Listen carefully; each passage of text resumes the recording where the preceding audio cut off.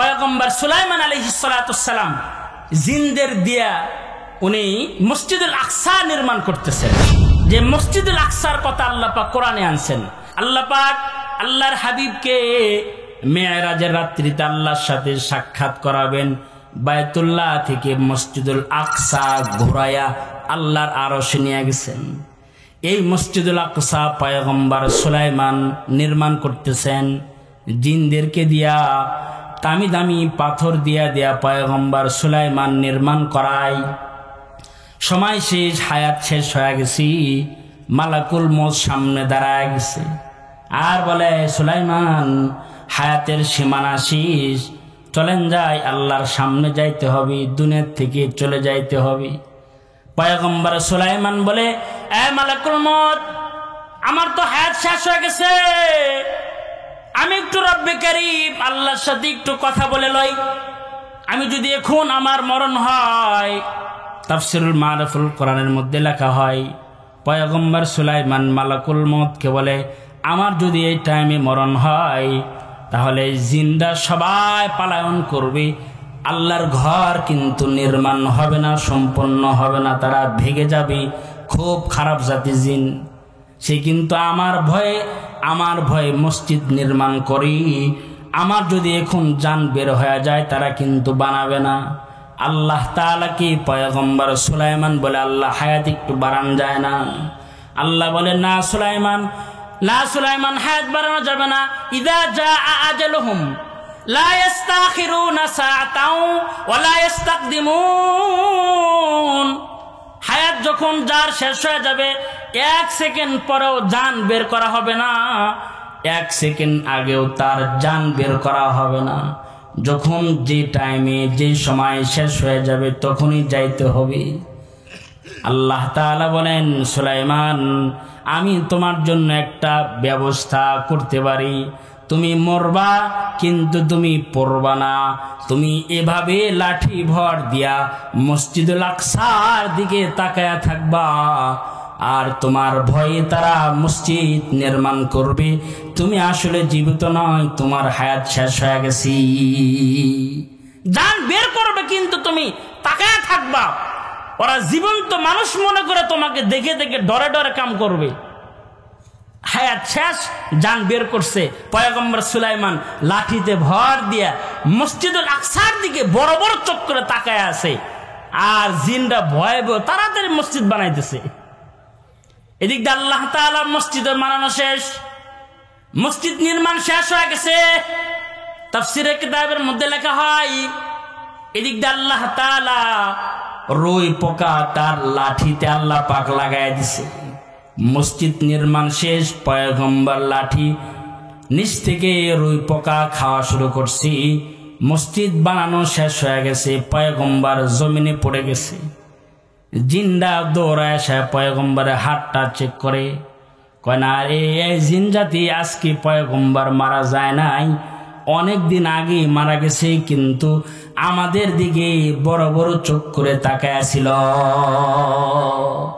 অনেক আগেই তার জান বের হয়ে গেছে। আল্লাহ তাআলা আল্লাহর হাবিবকে বলেন, ইন্নাকা মাইয়িতুন ওয়া ইন্নাহুম মাইয়িতুন। ওগো হাবিব আমার, আপনিও মারা যাবেন, তারাও মারা যাবে। তার মানে দুনিয়াতে যদি থাকার জায়গা হইতো আল্লাহ পাক আল্লাহর হাবিবকে রাখতেন। যেহেতু আল্লাহর হাবিবও দুনিয়ার মধ্যে থাকতে পারেন নাই, আমাদের থাকার কোনো সুযোগ নাই, আমাদের থাকার কোনো সুযোগ নাই। আল্লাহ পাক দুনিয়া রাখবেন না বিধায় যেদিন দুনিয়া বানাইছেন ওই দিন ইসরাফিলকেও আল্লাহ পাক বানাইছেন। সুবহানাল্লাহ বলেন। আল্লাহ পাক যেদিন দুনিয়া বানাইছেন, ইসরাফিল আলাইহিস সালাতু ওয়াস সালামকে বানাইছেন দুনিয়া ধ্বংস করার জন্য। ইসরাফিল আলাইহিস সালাতু ওয়াস সালামকে মুখে সিংহা দিয়া দাঁড় করে রাখছে। দুনিয়ার শুরু থেকে আজ পর্যন্ত ইসরাফিল মুখের ভিতরে সিংহা লইয়া দাঁড়া রইছে, এক পা সামনে আর এক পা পিছনে, সিংহা হাতটা ধরে মুখের মুখ লাগায়া দাঁড়ায় রইছে। কিন্তু আজও পর্যন্ত ইসরাফিল আলাইহিস সালাতু ওয়াস সালামকে আল্লাহ তাআলাকে বলেন, আল্লাহ একটু বসার সুযোগ দেন। এমনকি কিতাবের মধ্যে লেখা হয় ইসরাফিল আলাইহিস সালাতুস সালাম চোখের মটকটাও ফালায় না। যদি আল্লাহ তাআলা সিংহায় ফুৎকার দেওয়ার নির্দেশ দিয়ে দেয় দেরি যেন না হয়। দাঁড়ায় রইছি, পা বিষ হয়, আল্লাহ আমার পা বিষ করে, হাত বিষ করে, একটু বসার অনুমতি দেন, বলেন না। ইসরাফিল দাঁড়ায় রইছে আর আরশে আজিমের দিকে বড় বড় চোখ করে তাকায় রইছে। কখন যেন রব্বে কারীম আল্লাহ তাআলা সিংহা ফুৎকার দেওয়ার নির্দেশ দেয়, অপেক্ষা করতেছে। আল্লাহ তাআলা যখন নির্দেশ দিবে, আল্লাহর ফেরেশতা ইসরাফিল আলাইহিস সালাতুস সালাম সিংহা ফুৎকার দিবেন, দুনিয়া ধ্বংস হয়ে যাবে। বিকট আওয়াজ হবে, আল কারিআতু মাল কারিআহ ওমা আদরাকা মাল কারিআহ। বিকট আওয়াজ হবে, দুনিয়ার ভিতরে ভূমিকম্প সৃষ্টি হয়ে যাবে। ইদা জুলজিলাতিল আরদু জিলজালাহা ওয়া আখরাজাতিল আরদু আথকালাহা। জমিনের ভিতরে কম্পন সৃষ্টি হয়ে যাবে। ইদা সামাউ ফাতারাত ওয়া ইদাল কাওয়াকিবু তাসারাত। সূর্যগুলো ভেঙে পড়বে, নক্ষত্রগুলো ভেঙে পড়বে। কত বিকট আওয়াজ, যে আওয়াজের কারণে সবগুলো ভেঙে চুরমার হয়ে যাবে। পাহাড়ে ফার जाएंगे, पहाड़े फार जाएंगे, जमी पर जलजला होगा, तख्त पर मोहम्मद होगा, अदालत पर खुदा होगा, तख्त पर मोहम्मद होगा, अदालत पर खुदा होगा। পুরা দুনিয়া আল্লাহ ধ্বংস করে দিবেন। আল্লাহ পাক আবার সিংহা ফুৎকারের নির্দেশ দিবেন, আবার সিংহা ফুৎকার দিবে। সব মানুষগুলো কবর থেকে দাঁড়ায় যাবে। মিনহা খলাকনাকুম ওয়া ফিহা নুঈদুকুম ওয়া মিনহা নুখরিজুকুম তারাতান উখরা। এই মাটির থেকে আমাদের আবার দাঁড়াইতে হবে আল্লাহর আদালতে। আল্লাহর নবী বলেন, সবাই দাঁড়ায় যাবে, সবাই কবর থেকে দাঁড়াবি। আল্লাহর রাসূল বলেন, আমি পয়গম্বর সবার আগে দাঁড়ায় যাব। সুবহানাল্লাহ বলেন। একদিন সাহাবায়ে কেরাম মসজিদে নববীর মধ্যে বসে একে অপরে অন্য অন্য পয়গম্বরের গুণের কথা আলোচনা করে। একজন সাহাবী আর একজন সাহাবীকে বলে, দেখো না, ইব্রাহিম পয়গম্বরকে আল্লাহ বললেন খলিলুল্লাহ বানাইছেন, আল্লাহর বন্ধু বানাইছে। আদম পয়গম্বরকে সফিউল্লাহ বানাইছে। मूसा पैगंबर का अल्लाह पाक कलीमुल्लाह बनाइছে। ঈসা पैगंबर का अल्लाह पाक रूहुल्लाह बनाइছে।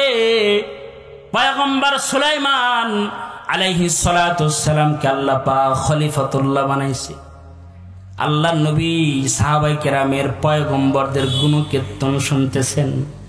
আল্লাহ নবী সাহাবায়ে কেরামকে ডাক দিয়ে বলে, সাহাবীরা রে, আল্লাহ পাক আমি পয়গম্বর, আনা হাবিবুল্লাহ, আমি হলাম আল্লাহর বন্ধু হাবিবুল্লাহ। আল্লাহ আমাকে বানাইছেন। লা ফখর, কোনো আমার অহংকার নাই। আনা সাইয়্যিদু গুলদি আদম ইয়াউমাল কিয়ামাহ, আমি হাসরের ময়দানে সকল আদমদের নেতা হয়ে দাঁড়াবো। লা ফখর, কোনো ফখর নাই আমার। আল্লাহ পাক আমাকে আল্লাহর বন্ধু বলেছেন। আল্লাহর কেমন বন্ধু? আল্লাহর রাসূলকে আল্লাহ পাক মেরাজে নিয়ে গেছে। আল্লাহর হাবিব আরশে উঠবেন। আল্লাহর রাসূল জুতা খুলতে চায়। আল্লাহ তাআলা আল্লাহর হাবিবকে বলে, বন্ধু জুতা খোলার দরকার নাই। সুবহানাল্লাহ, জোরে আওয়াজ। তার মানে তুর পর্বতে পয়গম্বর মূসা কথা বলতে গেছেন। আল্লাহ বলে, পয়গম্বর জুতা খোলো, তারপরে তুর পর্বত উঠবা। তুর পর্বত পবিত্র জায়গা। তুর পর্বতে জুতা পায়ে উঠবা না, পয়গম্বর জুতা খুলে ওঠো। দেখেন কেমন ব্যবধান। আর আল্লাহর হাবিবকে আল্লাহ তাআলা মেরাজে দাওয়াত দিয়ে নিছে। আল্লাহর হাবিব জুতা খুলতে চায়। আল্লাহ বলে, ও হাবিবুল্লাহ জুতা খোলার দরকার নাই। সুবহানাল্লাহ বলেন। তুর পর্বতে পয়গম্বর মূসা আমার দিদার চাইছে, তুমি তো আমার দিদার চাও নাই, আমি তোমাকে চাইছি সাক্ষাৎ করার জন্য। সুবহানাল্লাহ বলেন। পয়গম্বর মূসা আমার সাক্ষাৎ চাই, এ কারণে আমি তার জুতা খোলাইছি। আর তুমি যেহেতু আপনি আমার সাক্ষাৎ চান না, আমি আপনাকে সাক্ষাৎ চাই, দাওয়াত দিয়ে নিয়ে আসছি। জুতা খোলার দরকার নাই, আর সে আজিমের চাইতে আপনার জুতার বড় দাম, আপনার মর্যাদা আমার কাছে বেশি। তার মানে আল্লাহ রসুল বলেন আমি সবার আগে দাঁড়ায় যাব।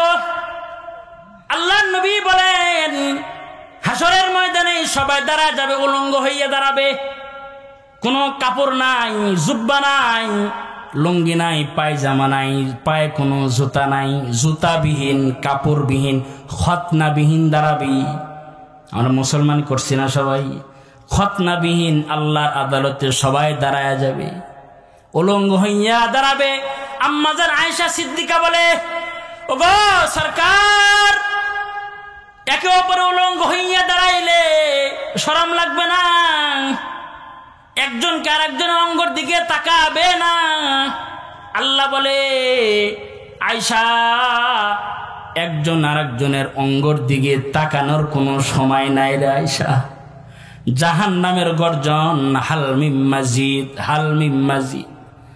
জাহান্নাম কি ৭০,০০০ শিকল দিয়ে বাঁধা হবে, আর জাহান্নাম হাসরের দিকে দৌড়াইতে থাকবে, আর বলবে আল্লাহ ওই তোমার নাফরমানদেরকে আমার পেটে তাড়াতাড়ি দাও, ক্ষুধা লাগছে গো আল্লাহ, আমার ক্ষুধা লাগছে, হালমিম মাজিদ, আমার পেট ভরে নাই গো আল্লাহ।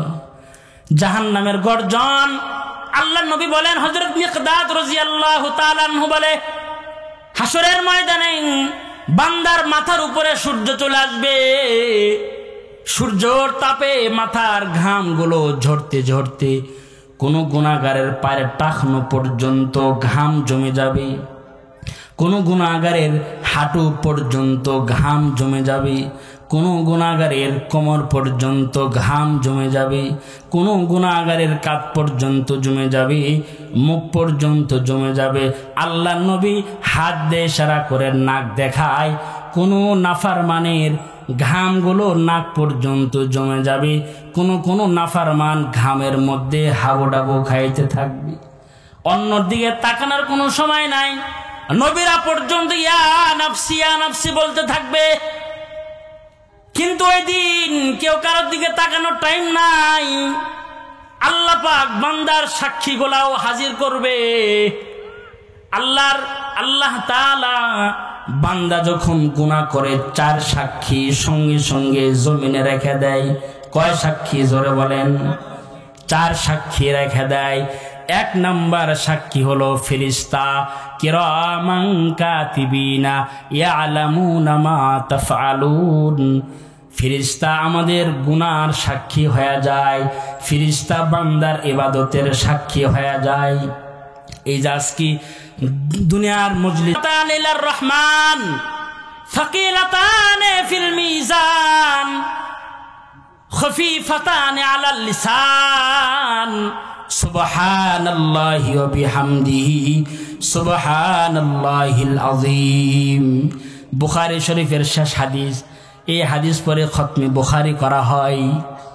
আল্লাহ রসুল বলে, কালিমাতান, 2টা কালেমা এমন আছে, হাবিবাতান ইলার রহমান, আল্লাহর কাছে অতি প্রিয়, এবং সকিলাতান ফিল মিজান, যেটা মিজানের পাল্লায় অতি ভারী, খফিফাতান আলাল লিসান, জবানে বড় হালকা, এবং সেটা হলো সুবহানাল্লাহি ওয়া বিহামদিহি সুবহানাল্লাহিল আযীম।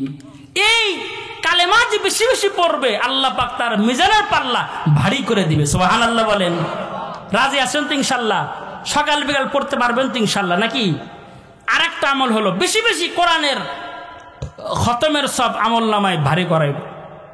হুজুর কোরআন শরীফ তো পড়া জানি না। কেন জানেন না? দুনিয়া সব জানেন, কোরআন শরীফ পড়া জানেন না কে? সব জানেন, কোরআন শরীফ পড়া জানেন না কেন? তা পারেন না, কোরআন শরীফ পড়তে পারেন না, সূরা ইখলাসে কি পড়তে পারেন না? পারেন না? আল্লাহর নবী বলেন সূরা ইখলাস হলো সুলুসুল কোরআন।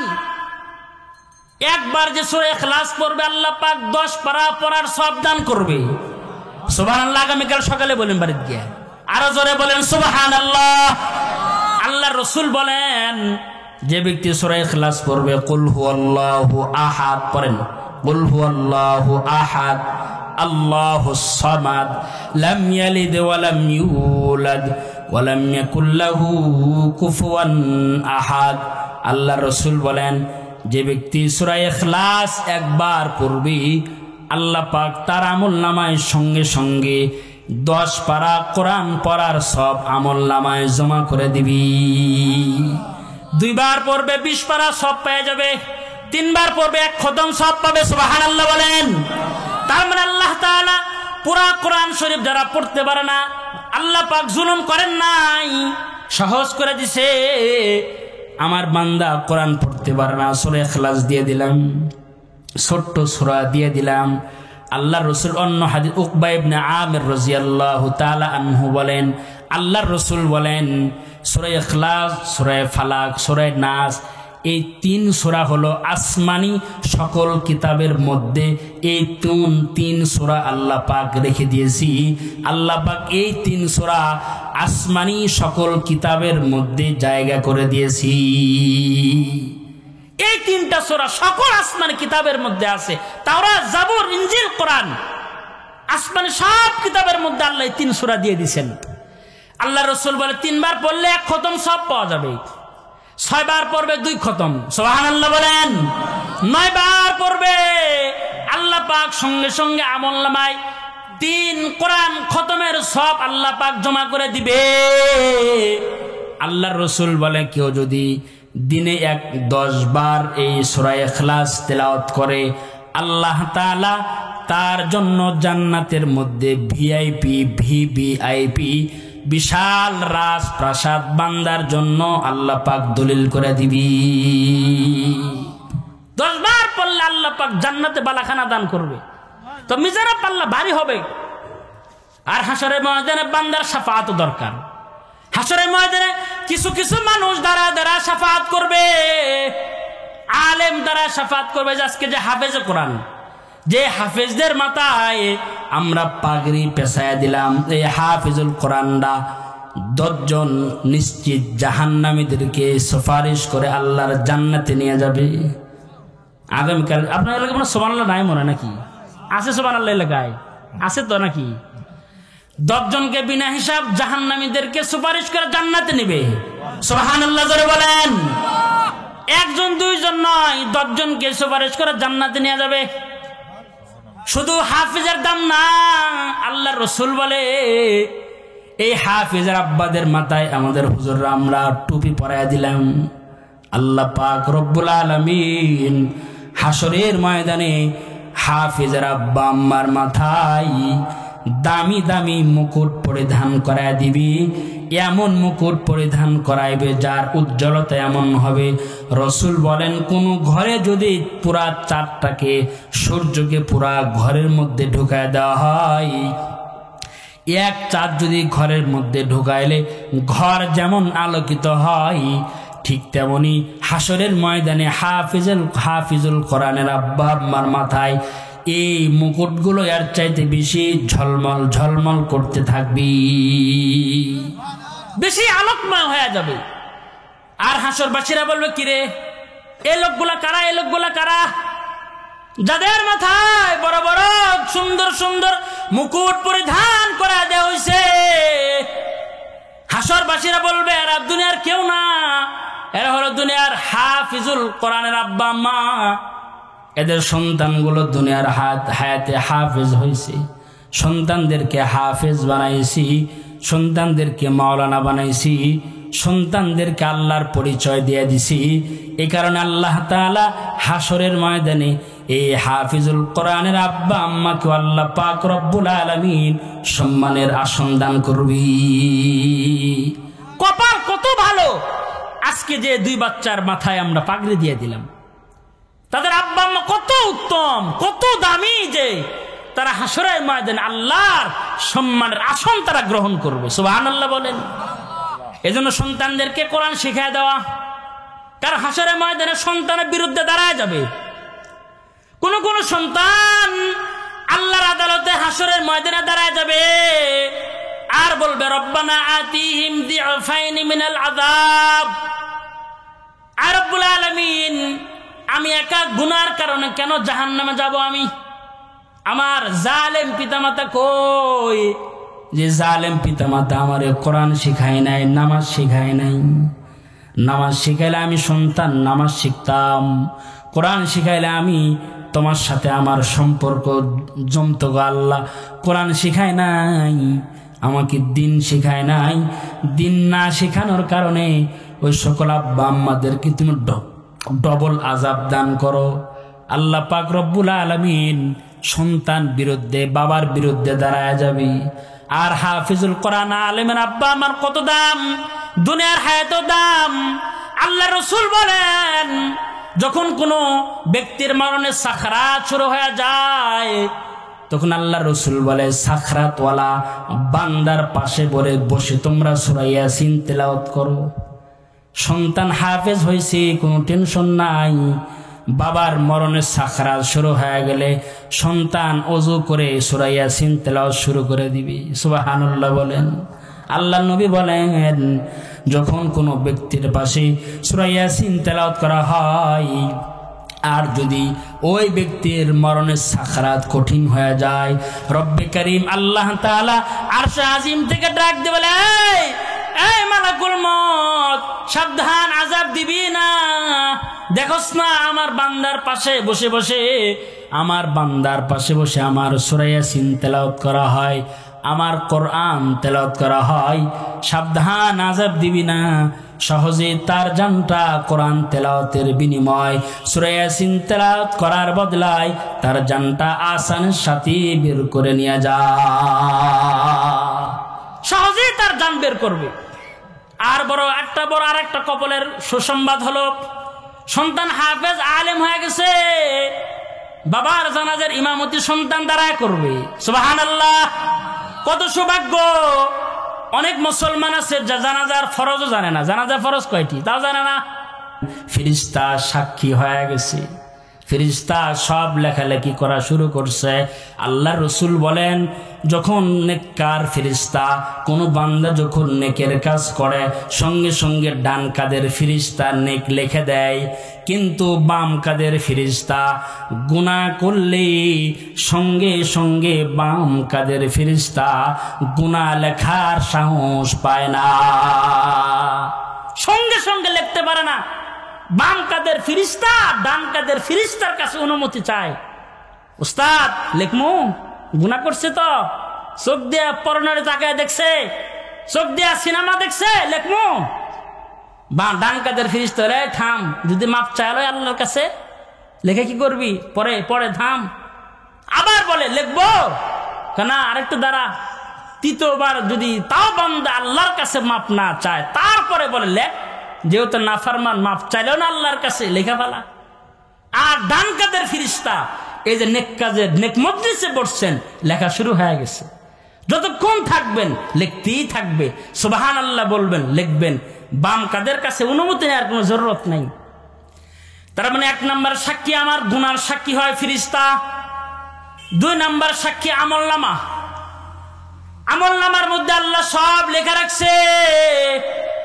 হাসরের ময়দানে আল্লাহ পাক বান্দার গলায় আমলনামা গুলা ঝুলায় দিবি, আর বান্দা আমলনামা দেখে বলবে মালি হাদাল কিতাব লা ইগাদিরু সগীরাতান ওয়ালা কাবীরাতান ইল্লা আহসাহা।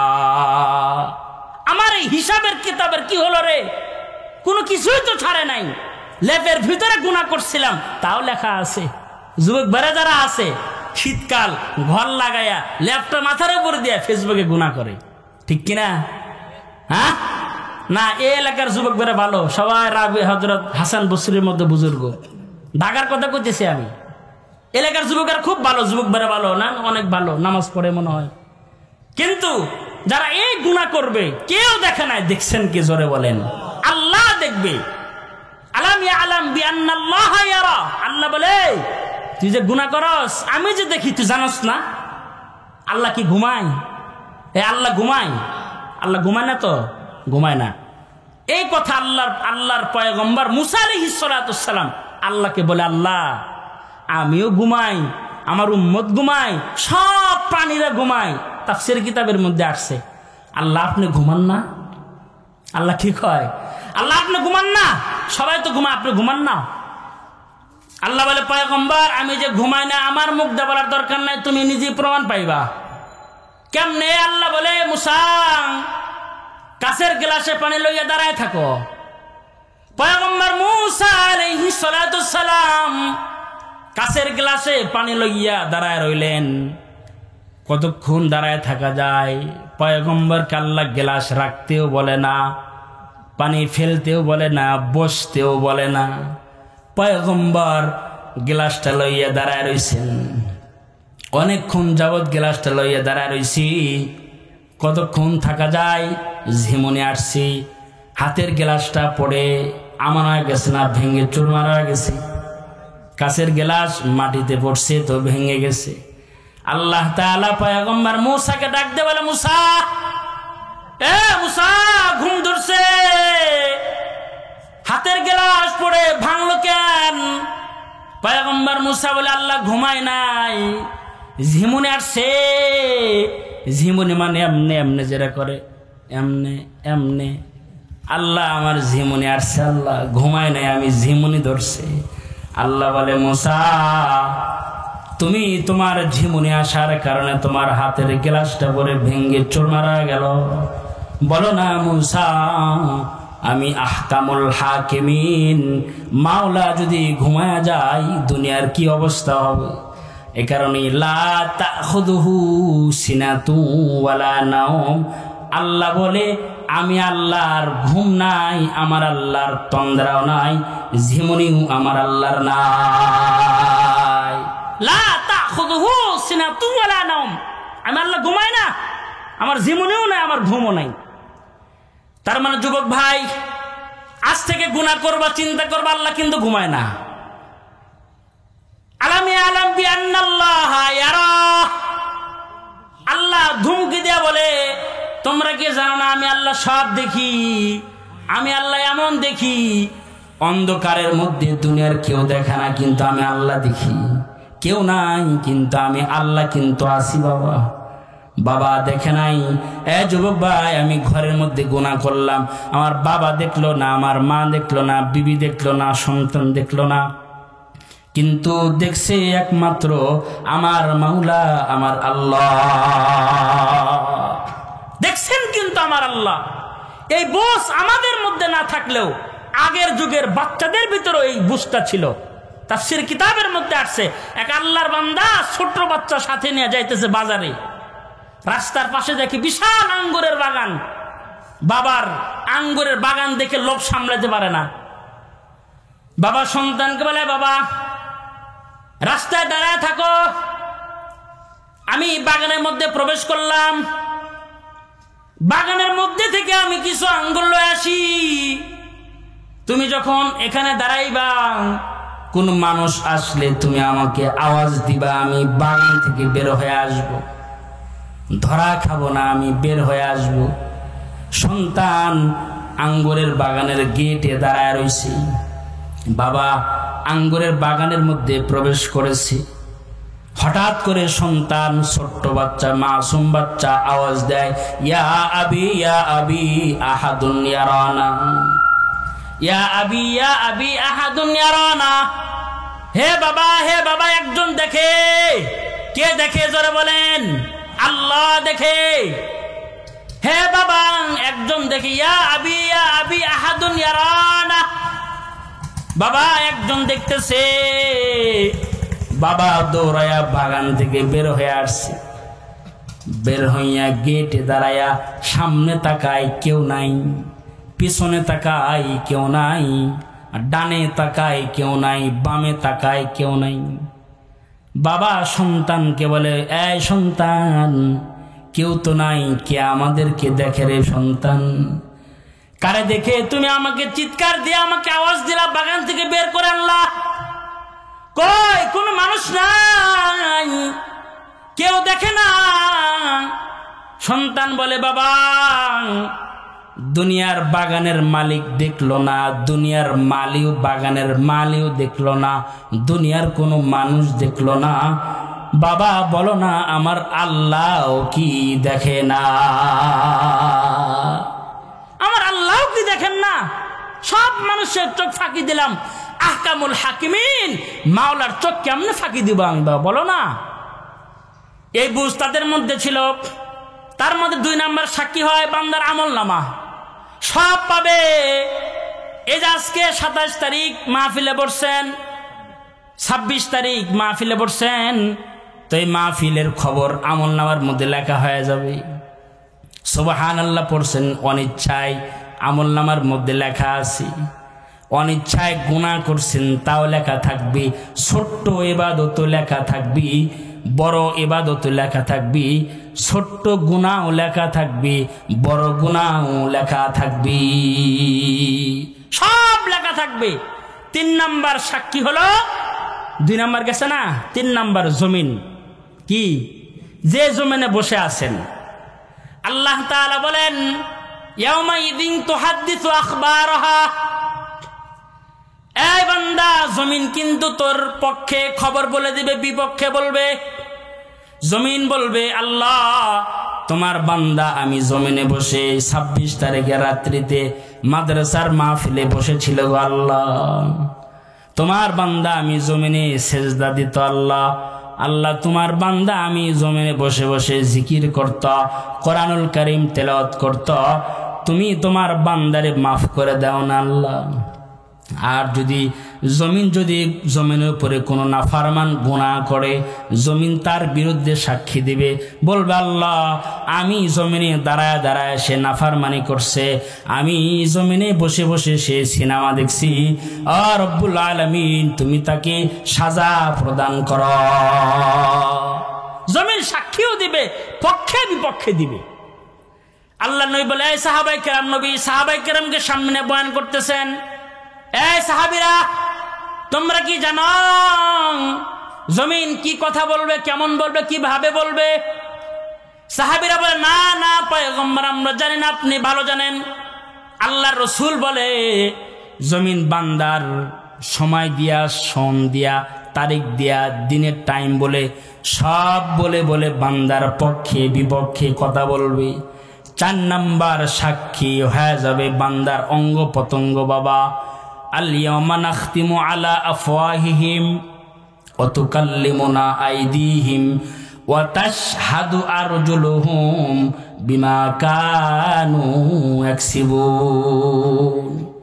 আল্লাহ তাআলা বলেন হাসরের ময়দানে বান্দা যখন গুনাহগুলোকে অস্বীকার করবে, জবান দিয়ে অস্বীকার করবে, রব্বুল আলামিন জবানে মোহর মারা দিবে, জবানে তালা মারা দিবে। আল-ইয়াওমা নাখতিমু আলা আফওয়াহিহিম, আল্লাহ পাক মুখে মোহর মারবে। ওয়া তুকাল্লিমুনা আইদিহিম, আল্লাহ পাক বান্দার হাতকে দিয়া কথা বলাবে। হাত বলবে আল্লাহ এই হাত দিয়া তোমার বান্দা সুদে লেনদেন করছে, সুদের টাকা গুনছে, আল্লাহ তোমার বান্দা এই হাত দিয়া জুলুম করছে, তোমার বান্দা হাত দিয়া অন্যায়ভাবে মানুষের মাল চুরি করছি, আমি তোমার বান্দার বিরুদ্ধে আমি দাঁড়ায় গেলাম, তুমি তোমার বান্দাকে শাস্তি দাও আল্লাহ। আর যদি হাত দিয়া গুনাহ না করে ইবাদত করে, হাত দিয়া কোরআন ধরছে, হাত দিয়া ইতিমের মাথার উপরে হাত বুলাইছি, হাত আল্লাহর আদালতে বান্দার পক্ষে দাঁড়ায়া সাক্ষী দিবি।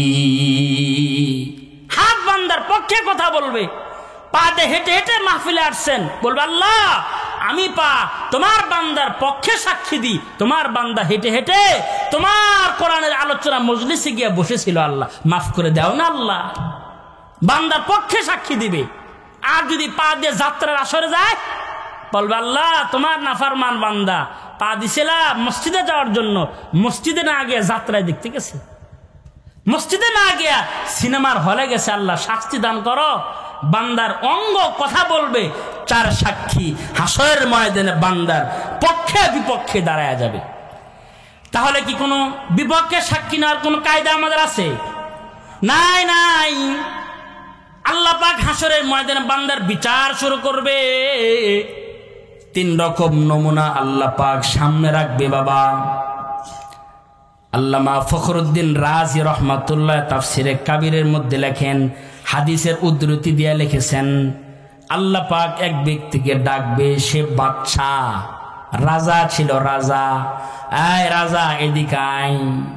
বাংলাদেশের প্রেসিডেন্ট সাবেক মন্ত্রীকে ডাকবে, এই সাবেক প্রধানমন্ত্রী এদিকে আয়, কিরে নামাজ পড়স না কিল্লেগা, আয়না ঘরে রাখছস কিল্লেগা, এই নাফরমান জুলুম করছস কিল্লেগা, এদিকে আয়, নামাজ পড়স না, ইবাদত করস না কিল্লেগা, ইবাদত করস না কিল্লেগা, এই জালেম জুলুম করছিস কিল্লেগা, এই নাফরমান তোরা আমার নামে ইবাদত নাই।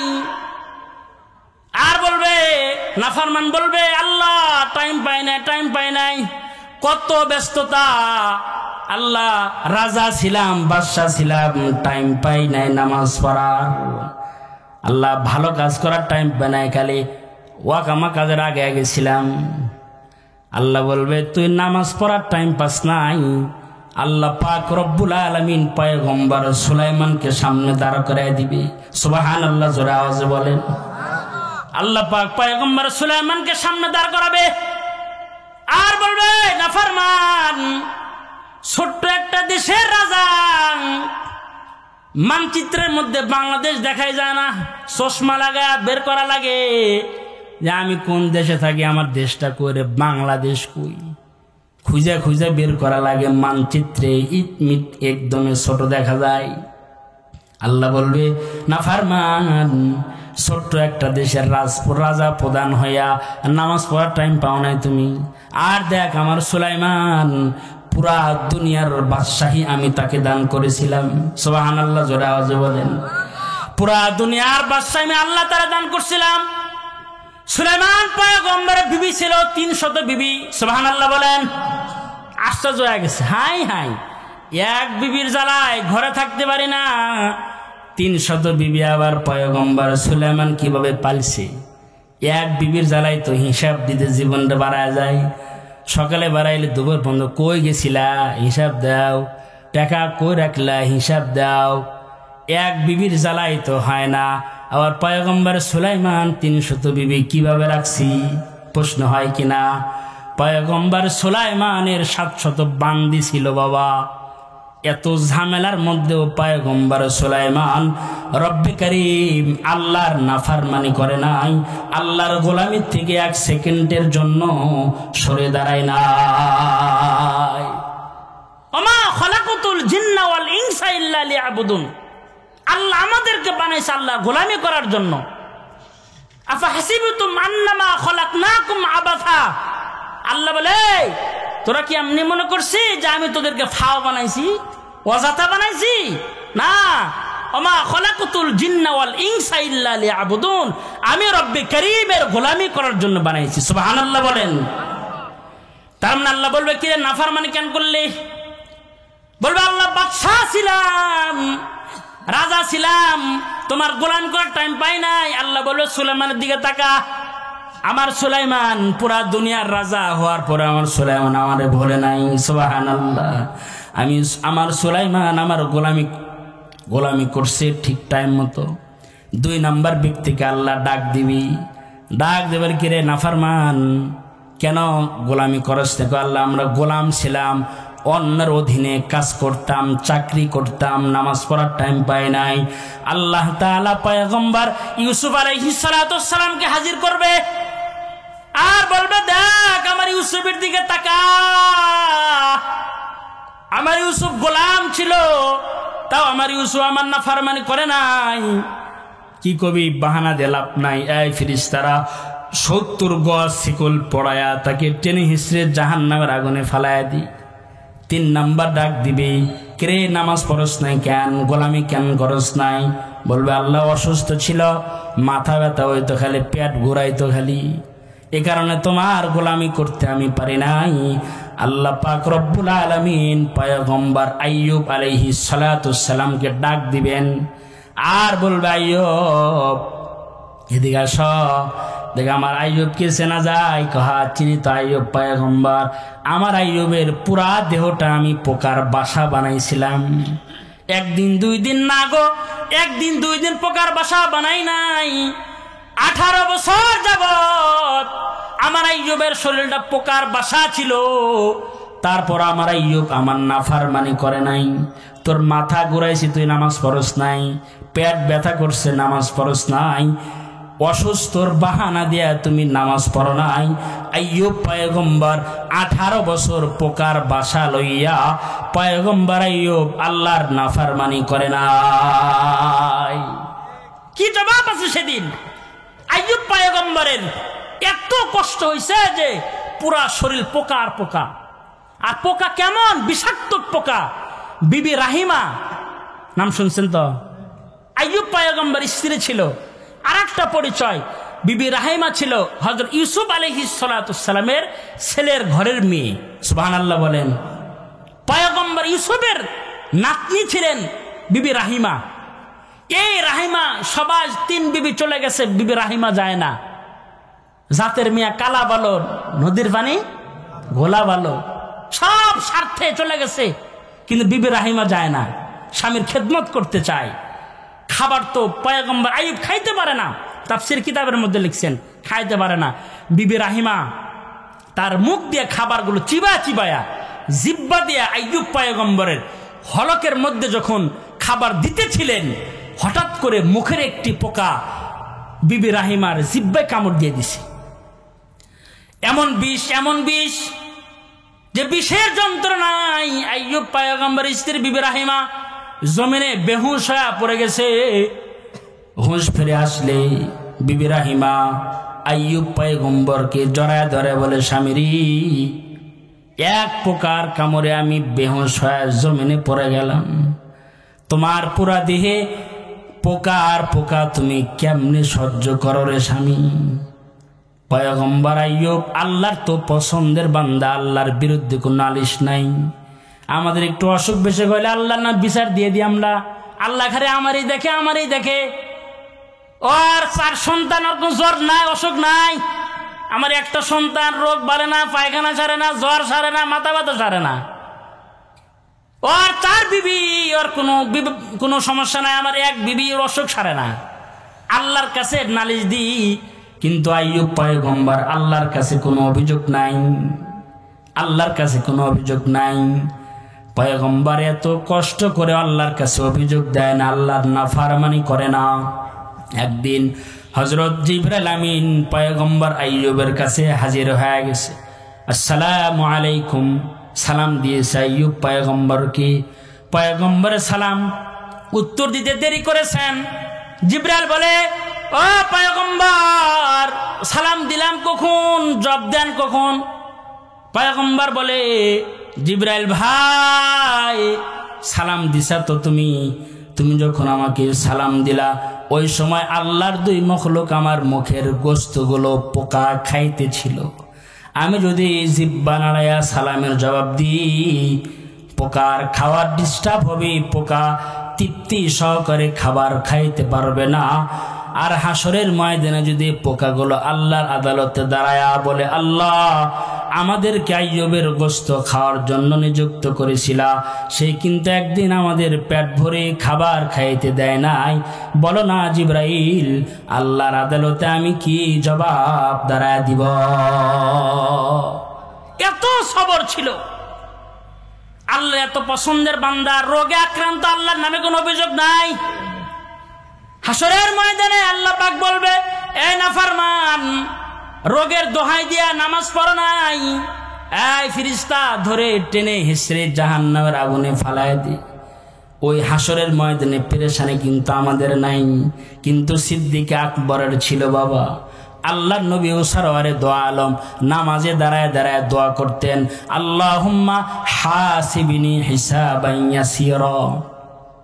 আম্মা জান আয়েশা সিদ্দিকা বলেন, আল্লাহর নবীর নামাজে দোয়া করতেছি, এই দোয়া পড়ে আমি আল্লাহর নবীর নামাজ শেষ হওয়ার পর নবীকে জিজ্ঞাসা করলাম, ওগো সরকার, আপনার কোনো গুনাহ নাই, আগে পিছের কোনো গুনাহ নাই, আপনার সব গুনাহ মাফ, আপনি মাসুম। আপনি জান্নাতি, আপনি জান্নাতের সরদার, আপনি সর্বপ্রথম জান্নাতে প্রবেশ করবেন। আপনি জান্নাতে না ঢুকলে, জান্নাতের দরজার সামনে না দাঁড়াইলি কোনো পয়গম্বর জান্নাতে প্রবেশ করতে পারবে না। ওগো সরকার, আপনি কেন নামাজে হিসাব সহজের দোয়া করেন? আপনার তো কোনো হিসাবই হবে না। আল্লাহ রসুল বলেন, আয়েশা, যদি আল্লাহ পাক হিসাব লয় তো হিসাব দিয়ে কিন্তু আমি জান্নাতে যাইতে আমি পারবো না। এই কারণে আমি আল্লাহর কাছে দোয়া করি, আল্লাহুম্মা হাসিবনি হিসাবাই ইয়াসিরা। এই ভাই ওটা কে বসেন, দোয়া যাবে ইনশাআল্লাহ কিছুক্ষণ পর। আমি আল্লাহর কাছে হিসাবের দোয়া করি, আল্লাহ হিসাব সহজ করিয়ে। তাহলে আমাদের করার দরকার আছে তো নাকি? কথা বলেন না কেন? নবী যদি হিসাব সহজের দোয়া করে, তাহলে উম্মতের কেমন দোয়া করা দরকার? সর্বক্ষণ দোয়া করা দরকার, আল্লাহ হিসাব কিন্তু সহজ করেন। আল্লাহ নবী আম্মা জান আয়েশা সিদ্দিকাকে বলে, ও আয়েশা, মান হুসিবা ইয়াউমাল কিয়ামাতি উযিবা। আয়েশা, যদি রব্বে কারীম আল্লাহ যদি কারো হিসাবটা শক্ত করে নেয়, জাহান্নামে যাওয়া ছাড়া কোনো বুদ্ধি নাই। হিসাব যদি কঠিন করে, জাহান্নামে যাওয়া ছাড়া কোনো বুদ্ধি নাই। আল্লাহ নবী হযরত আবু হুরায়রা হাদিস বয়ান করেন, আল্লাহ নবী হাসরের ময়দানের এক ব্যক্তির আল্লাহর রাসূল ওয়াকিয়া বর্ণনা করতেছেন সাহাবীদের সামনে। এই সাহাবীরা, একজন আল্লাহর বান্দা এমন হবে হাসরের ময়দানে যার অনেক আমল 500 বছর বেরিয়া ইবাদত করছে আল্লাহর জান্নাত পাওয়ার জন্য। এই 500 বছর বেরিয়া ইবাদত নিয়ে আল্লাহর আদালতে দাঁড়ায় যাবে। আর আল্লাহ তাআলা বলবে, এই বান্দা, 500 বছর পর্যন্ত আমি আল্লাহকে পাওয়ার জন্য ইবাদত করছ, যাও বিনা হিসাব জান্নাতে চলে যাও। সুবহানাল্লাহ বলেন। আল্লাহর বান্দা আমলের গরমে বলবে, আল্লাহ 500 বছর ইবাদত করলাম ফিরি জান্নাতে যাইবার জন্য নয়, তুমি আমার আমলের হিসাব নিয়ে আমারে জান্নাত দাও। আমলের গরমে কয় 500 বছর বেরিয়া ইবাদত করছে জঙ্গলে গিয়া, কেউ দেখে নাই, শুধু আল্লাহ দেখছে। আল্লাহ, তুমি যে আমাকে দয়া দিয়ে মাপ দিতে চাও, তোমার এই দয়াটা আর গুনাহগারের প্রতি করো, আমার হিসাব নিয়ে আমাকে জান্নাত দাও। মানে আমলের গরমে কয়। আল্লাহ কয়, বান্দা বেশি বুঝিস না, জান্নাতে যা। আল্লাহর বান্দা বলে, না মাওলা, না, হিসাব দিয়ে জান্নাত পাই, জান্নাতে যাইতে চাই। 500 বছর ইবাদত করলে কি আর হিসাব ছাড়া জান্নাতে যায় নাকি? আমি হিসাব দিয়া তোমার জান্নাত পাই, হিসাব নাও। আল্লাহ বল, বান্দা বেশি বুঝিস না, জান্নাতে যা। কয় না, হিসাব দিতে চাই আমি। আল্লাহ কয়, হিসাব দিবি? কয় হ্যাঁ, হিসাব দিব। আল্লাহ পাক আল্লাহর বান্দাকে হাসরের ময়দানে একটা চক্কর দেওয়া হবে। চক্কর দিতে দিলটা পানি পিপাসায় কলিজা চৌচির হয়ে যাবে, পানি তৃষ্ণা লাগবে। একজন ফেরেশতা 1 গ্লাস পানি লইয়া সামনে দাঁড়ায় থাকবে, পানি বিক্রি করব, পানি বিক্রি করব। আল্লাহর বান্দা বলবে, আবেদ বান্দা বলবে, ফেরেশতা 1 গ্লাস পানি পান করাও। কয় না না, ফ্রি পান করাবো না। দুনিয়াতে কত পানি খাইছো, হাসরে কোনো ফ্রি কোনো জিনিস নাই। আমার হাত থেকে 1 গ্লাস পানি পান করতে হলে 500 বছরের বেরিয়া ইবাদত লাগবে। কয় বছর? 500 বছর ইবাদত লাগবে। আল্লাহর বান্দা বলে, যাও দিয়ে দিলাম, 500 বছরের বেরিয়া ইবাদত দিয়ে দিলাম, তাও তুমি আমাকে 1 গ্লাস পানি পান করাও। আমার কলিজা পানি পিপাসায় ফেটে যাইতেছে। আল্লাহর বান্দা পানি পান করে আল্লাহর সামনে দাঁড়ায় যাবে। আল্লাহ বলবে, হিসাব দে। আল্লাহ বলবে, হিসাব দাও। আল্লাহর বান্দা বলবে, আল্লাহ মাপ চাই, মাপ চাই। 500 বছর ইবাদত করে আমি তোমার সামনে আসলাম, হাসরের ময়দানে 1 গ্লাস পানি পান করাই তো আমার আমল সব শেষ হয়ে গেছে। আল্লাহ বলবে, আরো হিসাব তো বাকি আছে। কত ফল ফুল খাইছো না, কত খাবার খাইছো, কত মুরগের রান খাইছ, রোস্ট খাইছ, আপেল খাইছ, কমলা খাইছ, আঙ্গুর খাইছ, শরবত খাইছ। 1 গ্লাস পানির দাম যদি 500 বছরের বেরিয়া ইবাদত হয়, বাকি আর খাবারের হিসাব কই যাবে? আল্লাহর বান্দা বলবে, আল্লাহ হিসাব দিয়া জান্নাত পাওয়ার কোনো কায়দা নাই, তোমার রহমত দিয়া আমি বান্দা তোমার জান্নাতে যাইতে চাই। আল্লাহ বলবে, যা তোরে মাফ করে দিলাম, জান্নাতে যা। সুবহানাল্লাহ বলেন।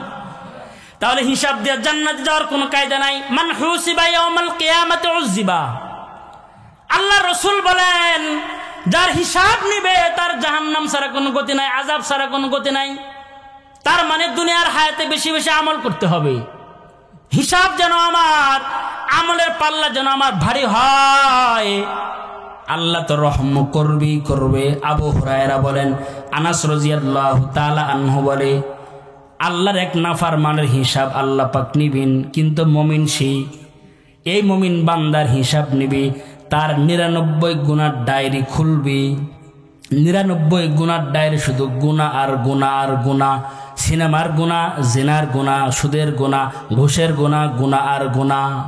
আল্লাহ বলবে, বান্দা তোর আমলনামা আমি ওজন দিলাম, ওজন দিয়ে দেখলাম তোর মিজানের পাল্লা গুনাহ দিয়া ভারী হয়ে গেছে, কোন আমল নাই, শুধুমাত্র একটা আমল আছে।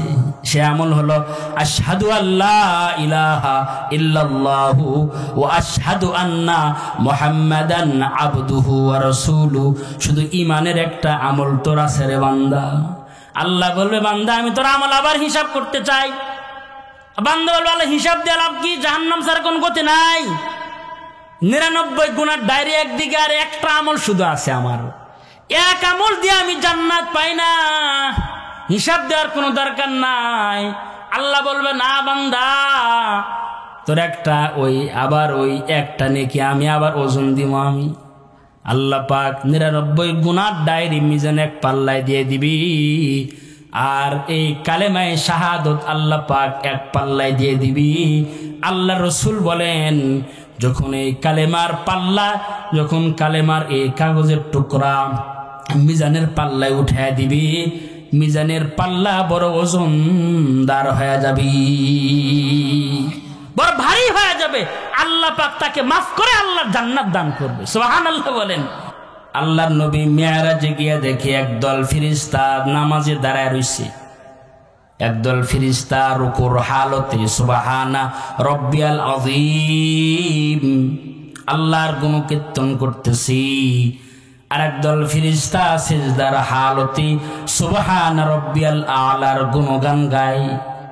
কোন ফেরেশতা কওমার হালতে বসে আছে। আল্লাহ নবী দেখে আসছেন, এক এক ফেরেশতা এক এক ডিউটিতে আছে।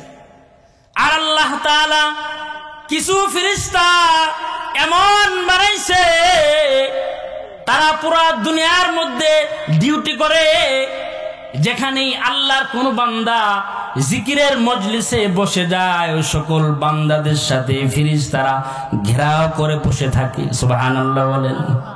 এই যে আমরা এখানে বসে আছি, মাদ্রাসার মাহফিলে বসে আছি, আমাদের চতুর সাইডে রহমতের ফেরেশতা বেষ্টনী দিয়া আল্লাহর কাছ পর্যন্ত চলে গেছে। আল্লাহ তাআলা বলে, এই ফেরেশতারা, কিরে কি বলো তোমরা, কি করো এখানে? কয়, আল্লাহ আপনার বান্দারা আপনার স্মরণে ব্যস্ত। ফাযকুরুনি আযকুরকুম। আল্লাহ বলেন, যখন বান্দা আমাকে স্মরণ করে আমিও তাকে স্মরণ করে। তার মানে জিকিরের মজলিস যেখানে হয়, আল্লাহর ফেরেশতারাও সকল বান্দাদের পাশে থাকে। আল্লাহ পাক ফেরেশতাদেরকে বলে, এই ফেরেশতারা, কি জন্য এখানে দাঁড়ায় রইছো? কয়, আপনার বান্দারা এখানে আপনার জিকির করে। এই ফেরেশতা, আমার সকল বান্দারা কি আমাকে দেখছে নাকি? না মাওলা, না, আপনাকে কোনোদিন তারা দেখে নাই।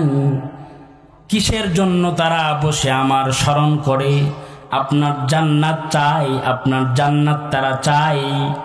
আল্লাহ তাআলা ফেরেশতাদেরকে বলে, এই ফেরেশতারা, আমার ওই বান্দারা কি আমার বানানো জান্নাত তাকায় দেখছে? দুনিয়ার হায়াতে কি তারা চোখ দিয়ে আমার জান্নাত দেখছে? ফেরেশতারা বলে, না মাওলা, না, আপনার বানানো জান্নাত তারা দেখে নাই। আল্লাহ বলে, কিসের ভয়ে তারা আমার এই স্মরণের মজলিসে হাজির হয়েছে? ফেরেশতারা বলে আপনার জাহান্নামের আগুনের ভয়ে তারা আপনার জিকিরের মজলিসে আপনারে স্মরণ করে। আল্লাহ তাআলা ফেরেশতাদেরকে বলে, এই ফেরেশতা, আমার ওই বান্দাগুলোকে আমার কঠিন জাহান্নাম দেখছে নাকি? না মাওলা, না, আপনার বানানো জাহান্নাম তারা কোনোদিন দেখে নাই। আল্লাহ বলে, আমাকে দেখে নাই, আমার স্মরণ করে, আমার জান্নাত দেখে নাই, আমার জান্নাত চাই, আমার বানানো শক্ত জাহান্নাম দেখে নাই, আমার জাহান্নাম থেকে তারা মুক্তি চাই। সাক্ষী থাক ফেরেশতারা, আমি আমার ওই বান্দাগুলার জিন্দেগির গুনাহ খাতা মাফ করে দিলাম, আমি আমার বান্দাগুলাকে মাফ করে জান্নাত দিলাম। ফেরেশতা সাক্ষী বানায় আল্লাহ পাক মাফ করবেন যদি একটু বরকতময় মজলিসে শামিল হতে পারি। মোহতারাম হাজিরিন, আল্লাহ পাক আমাকে আপনাকে দুনিয়ার মধ্যে পাঠিয়েছেন, এই দুনিয়ার থেকে আমার আপনার বিদায় নিতে হবে। এমন কেউ কে আছেন যে দুনিয়ার থেকে বিদায় নেবেন না? আছেন? নাই, নাই। দুনিয়ার মধ্যে এমন একজন পার্সন খুঁজে পাওয়া যাবে না যে দুনিয়ার থেকে বিদায় নেবে না। কখন বিদায় নিব আমরা জানি না, ঠিক কিনা জোরে আওয়াজে বলেন? কেউ জানি না কখন আমাদের হায়াত শেষ হয়ে যাবে। হায়াত কার কতদিন কেউ আমাদের জানায় নাই, আমরা জানিও না। হায়াত কার কতদিন কেউ জানে না। একজন পয়গম্বর জানতেন তার হায়াত কত, তার নাম কি বলেন তো? আদম আলাইহিস সালাতু ওয়াস সালাম। আল্লাহ পাক যখন আদম আলাইহিস সালাতু ওয়াস সালামকে বানাইলেন, আদম আলাইহিস সালাতু ওয়াস সালামকে বানানোর পরে সামনে সব আলমে আর রুহের জগতে সব রূহগুলাকে আল্লাহ পাক একত্রিত করলেন। রূহগুলাকে বানাইলেন। পয়গম্বর আদম আলাইহিস সালাতু ওয়াস সালাম রূহগুলার দিকে তাকায় দেখে একটা রূহ খুব সুন্দর। আল্লাহ পাক বলেন, আদম আলাইহিস সালাতু ওয়াস সালাম আল্লাহ তাআলাকে ডাক দে, বলো, আল্লাহ, সুন্দর একটা রূহ দেখা যায়, কেউ নেই। আল্লাহ বলে, এটা তোমার সন্তান, তার নাম দাউদ। নাম কি জোরে বলেন? তার নাম দাউদ। আল্লাহ বলে, আল্লাহ তাআলাকে আদম পয়গম্বর বলে, ওগো মাওলা, এত সুন্দর চেহারা, এত সুন্দর দেখতে, তার হায়াত কত? আল্লাহ তাআলা বলে, তার হায়াত হবে মাত্র 40 বছর। আল্লাহ তাআলাকে আদম পয়গম্বর ডাক দে, বলো, আল্লাহ, আমি আদমের হায়াত কত গো মালিক? আল্লাহ তাআলা বলে, তোমার হায়াত হবে 1000 বছর। সুবহানাল্লাহ, জোরে আওয়াজে বলেন। আদম, তোমার হায়াত হবে 1000 বছর। আদম পয়গম্বর ডাক দে বলে, ওগো মাওলা, বাপ হইয়া বাপের হায়াত 1000 বছর, সন্তান চেহারা খুব সুন্দর, তার হায়াত মাত্র 40 বছর। আল্লাহ একটু 100 বছর বাড়ান যায় না? না, সীমাবদ্ধ হায়াত। আদম পয়গম্বর বলে, আমার 1000 বছর থেকে আমি 60 বছর কেটে দিয়ে দিলাম। আল্লাহ বলে, আমি দিয়ে আল্লাহকে বলে, আমি আমার 60 বছর আমি আমার সন্তান দাউদকে দিয়ে দিলাম, হায়াত হলো 100 বছর। আর পয়গম্বর আদমের হায়াত হলো 940 বছর। 940 বছর হায়াত যখন পৌঁছে গেছি, মালাকুল মউত আজরাইল আদম পয়গম্বরের সামনে দাঁড়ায় গেছে। দাঁড়ায় বলে, আদম, চলে চলো, আল্লাহর কাছে চলো, চলো, হায়াত শেষ। আদম পয়গম্বর বলেন, এই মালাকুল মউত, আমার আল্লাহ আমার জানায় দিছে আমার হায়াত হবে 1000 বছর। এখনো তো 60 বছর বাকি আছে, মাত্র 940 বছর। মালাকুল মউত বলে, 60 বছর যে কেটে আপনি সন্তানকে দিলেন, মনে নাই? পয়গম্বর আদম বলে, আমি কখন দিলাম, আমার তো মনে আসে না। মালাকুল মউত আল্লাহ তাআলার কাছে দাঁড়ায় বলে, আল্লাহ, আদম আপনার বান্দা হায়াত দিয়া বলে, হায়াত নাকি সে দেয় নাই, যার যার হায়াত তার তার। আল্লাহ বলে মালাকুল মউত দোষ দিয়া লাভ নাই, আদম ভুলে গেছি, আদমের স্মরণ নাই, সে যে 60 বছর তার সন্তানকে দিয়ে দিছে, আদমের স্মরণ নাই, ভুলে গেছে আদম। আল্লাহ পাক ওই দিন থেকে আমরাও ভুলে যাই। বাবা ভুলে গেছে না, সন্তানও ভুলে যায়। দোকানে কার কত বাকি অনেক দিন হয়ে গেছে, স্মরণ নাই, বাবা ভুলছে, সন্তানও ভুলে যায়। আল্লাহ বলে দোষ না আদমের, এটা আদম ভুলে গেছে, যার যার হায়াত তার মানে যার কার কতদিন হায়াত একমাত্র আল্লাহ জানে। শুধুমাত্র আল্লাহ পাক আদম আলাইহিস সালাতু সালামকে তার হায়াত জানাই দিয়েছিলেন। তার মানে হায়াত কার কখন শেষ হয়ে যাবে কেউ জানে না। ইহা হাম সব মুসাফির হ্যায়, ইহা হাম সব মুসাফির হ্যায়, वही आखिर ठिकाना, कोई आगे रवाना है, कोई पीछे रवाना, कोई आगे रवाना है, कोई पीछे रवाना। কে কখন যাবে কেউ জানে না, আশা সিরিয়াল আছে। বাবা আগে আসে, দাদা আগে, বাবা তারপরে সন্তান।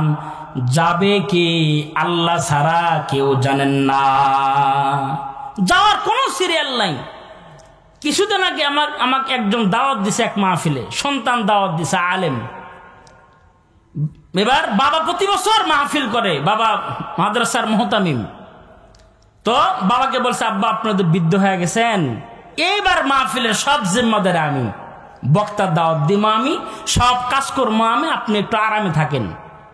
মাহফিলের 7 দিন আগে বাবা আমাকে ফোন দিছে, তার বাবা, হুজুর আমার ছেলে যে আপনার সাথে যোগাযোগ করছে, দাওয়াত দিছে, আমার ছেলে কিন্তু 7 দিন হয়ে গেল কবরের বাসিন্দা হয়ে গেছে। আমার ছেলে মারা গেছেন, আমি শোয়া ছিলাম, লাভ দিয়ে বসে গেছি আমি। বাবা বেঁচে আছে কিন্তু সন্তান নাই। বললাম বয়স কত সন্তানের? 25 বছর। আর বাবার বছর বয়স 60 বছরের কাছাকাছি।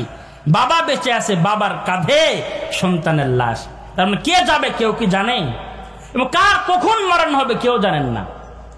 ইযা জাআ আজালুহুম লা ইস্তাখিরুনা সাআতাও ওয়া লা ইস্তাকদিমুন। আল্লাহ বলে যার যখন হায়াতের সীমানা শেষ, ওই সময় তাকে দুনিয়ার থেকে বিদায় নিতে হবে। 1 সেকেন্ড পরও বিদায় হবে না, 1 সেকেন্ড আগেও বিদায় হবে না। আল্লাহ কোরআনে বলেন যার যখন নির্ধারিত সময় শেষ হয়ে যাবে, 1 সেকেন্ড লেট করা হবে না, 1 সেকেন্ড তাকে আগেও তার জান কবজ করা হবে না। কিন্তু মরণ কিন্তু জায়গা মতে, সময় মতে বান্দার জানটা বের করে নিয়ে যাবি। সুলাইমান আলাইহিস সালাতুস সালাম নাম শুনছেন না? যাকে আল্লাহ পাক পুরা দুনিয়ার রাজত্ব দান করেছিলেন, সুবহানাল্লাহ বলেন। জিনেরও বাদশা ছিলেন, সকল মখলুকাতের বাদশা ছিলেন।